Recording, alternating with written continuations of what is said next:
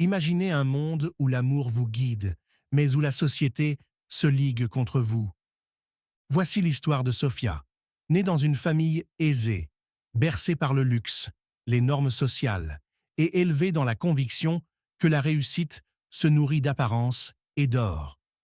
Un monde lisse, sans aspérité, où chaque geste est un code, chaque sourire une vitrine. Et puis, un jour, elle croise Lucas, un homme sans toit, sans richesse matérielle, mais porteur d'une dignité que les banques ne sauraient quantifier. Ce jour-là, tout bascule. Sophia découvre l'amour dans un regard, et ce regard l'amènera plus loin qu'elle ne l'aurait jamais imaginé. Sophia a grandi dans une demeure de pierre, où chaque objet portait le sceau d'un prestige cultivé. Des toiles encadrées, des dîners huppés, des discours mesurés. Son père, dirigeant d'entreprise, est un homme de réussite, de logique et de réputation. Sa mère, élégante, attentive aux détails, se consacre à projeter une image parfaite.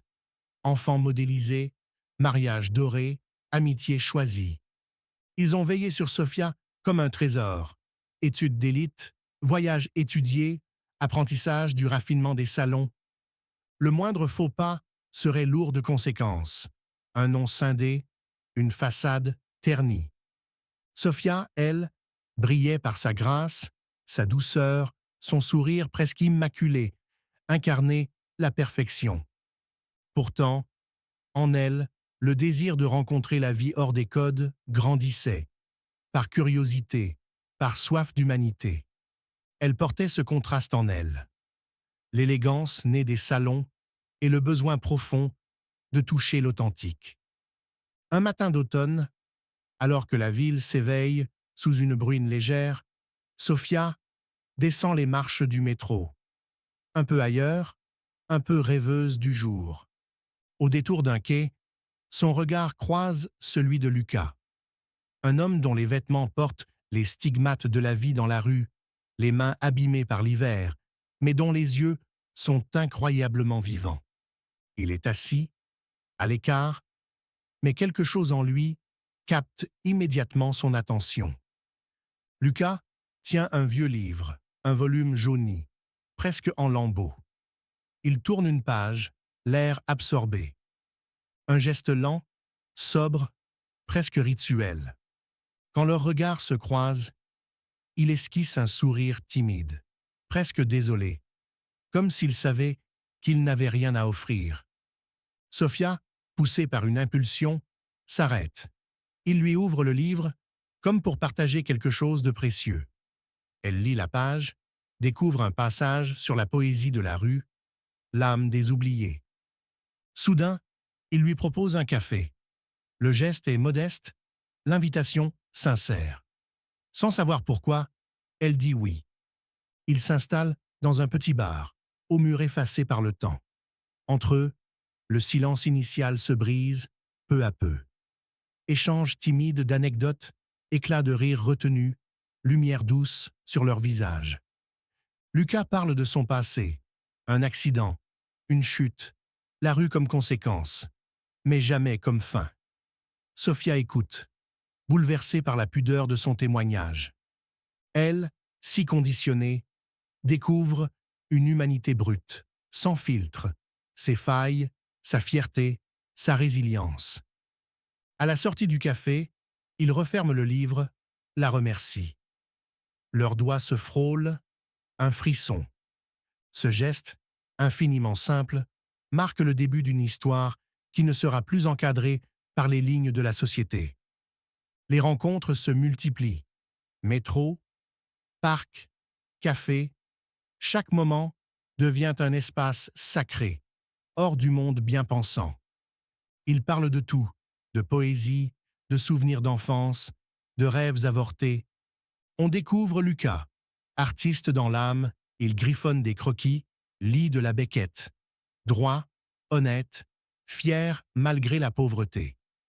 Sophia s'émerveille de cette richesse intérieure. Elle, lui, l'un féminine et studieuse, l'autre marquée par la robe des nuits froides, Mais ils partagent une même question. Comment vivre vrai quand le monde ne permet que la réussite matérielle? Leur amour grandit dans l'intime, dans la simplicité d'un échange sincère. Ils deviennent un duo improbable, mais heureux. Le monde extérieur, pourtant, commence à sentir la différence. Sophia sait qu'elle joue avec le feu, en poussant un tel amour devant ceux qui attendent d'elle qu'elle épouse un pari social, non un cœur.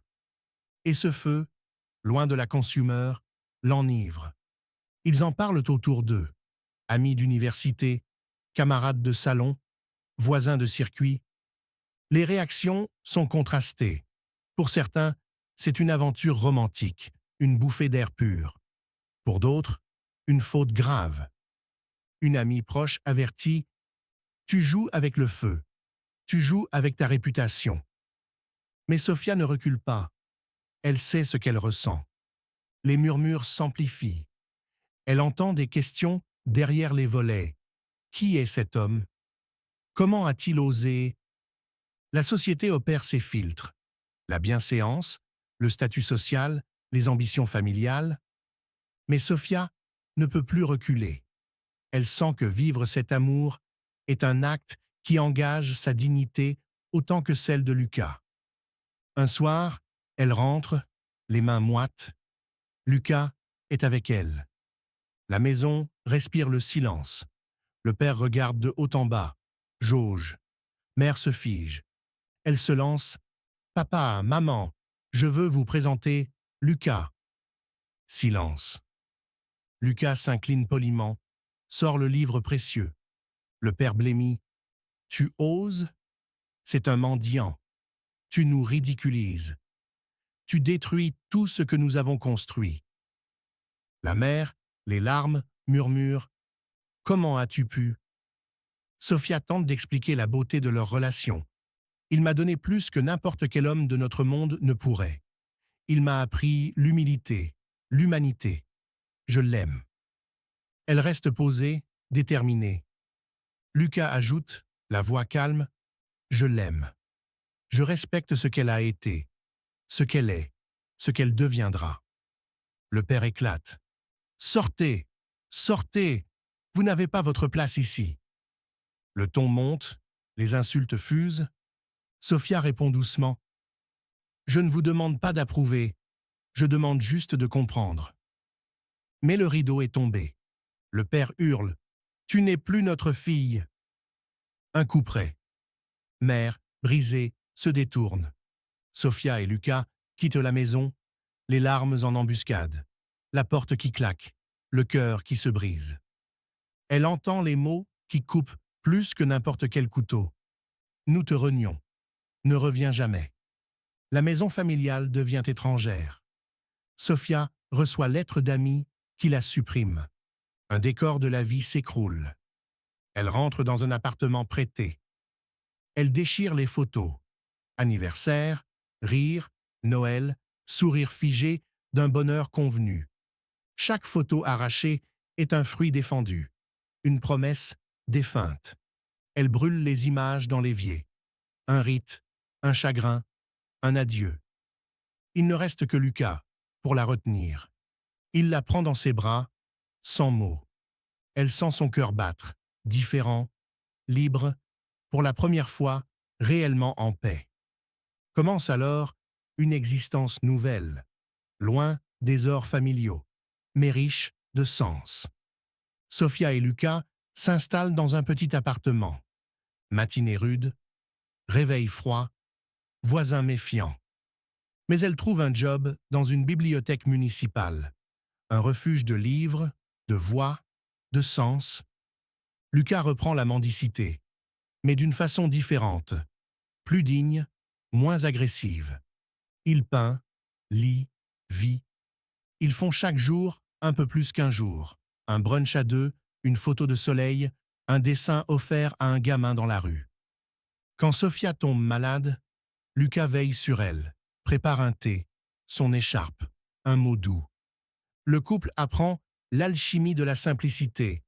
Des repas sur une petite table, mais des regards d'amour. des feuilles d'automne qu'ils ramassent, des nuits à raconter leurs rêves, leurs peines.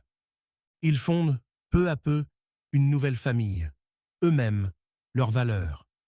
Ils décident de créer un blog, de raconter leur histoire. Ils commencent à récolter de petits dons pour aider quelques sans-abri. Un café, une couverture, un mot d'espoir. Les regards changent autour d'eux. La bonté s'avère plus contagieuse que la richesse. 3 années passent. Le couple, désormais stable, lance une petite association, Cœur de rue. Ils distribuent repas, journaux, soutien moral. Ils organisent des soirées d'échange pour briser l'isolement. Le blog devient un espace d'humanité, témoignages, récits, réflexions. Petit à petit, l'association gagne en visibilité et la famille observe. La première lettre arrive un matin, un mail timide de son père. « Je vous ai vu, vous donnez une âme à ceux que j'ignorais. J'aimerais comprendre. » Sophia hésite. Lucas la rassure. On ouvre la porte, mais pas celle de la nostalgie, pas encore. Un rendez-vous est proposé. La mère accepte, les larmes aux yeux. En un après-midi discret, ni salon, ni barbecue, ils se retrouvent dans une petite salle de quartier. Les retrouvailles sont suspendues, maladroites, émues. Le père murmure « J'ai eu tort. Vous avez trouvé quelque chose que je n'avais jamais vu. » Sophia répond « Nous n'oublions pas. On a juste appris, grandi. » La mère ferme les yeux, la serre dans ses bras. Un nouveau chemin est esquissé, sans gravité, sans retour, mais avec dignité. Le pardon s'installe. Cette histoire pourrait sembler douce amère. Elle est surtout un hommage à l'amour vrai, celui qui défie les murs, les préjugés, les conventions. C'est la preuve qu'un lien humain, sincère, tendre, solide, peut surpasser les plus hauts murs d'or. C'est la démonstration que rejeter un enfant pour avoir écouté son cœur est une douleur universelle, mais qu'un retour sincère est possible. C'est l'arche d'un pont entre deux mondes, celui qui brille sous les lustres et celui qui survit sous les ponts. Aujourd'hui, Sophia et Lucas incarnent un nouveau modèle de famille, humble, résilient, aimant. Leurs gestes parlent plus que les mots, un repas offert, un mot de soutien, une présence. Et toi, spectateur, que ferais-tu pour l'amour? Serais-tu prêt à tout perdre ou à tout trouver? Si cette histoire t'a ému, si elle t'a poussé à reconsidérer les jugements, partage-la. Like, abonne-toi et commente. As-tu déjà vécu un amour qui a tout bouleversé? Est-ce que tes proches t'ont soutenu ou rejeté? Ton histoire nous intéresse, tes mots comptent. Ensemble, on peut montrer que l'amour vrai dépasse les barrières sociales, les trajets, les ornières. Rendez-vous dans la prochaine vidéo pour continuer à chanter l'humanité. Merci d'avoir écouté. À très vite.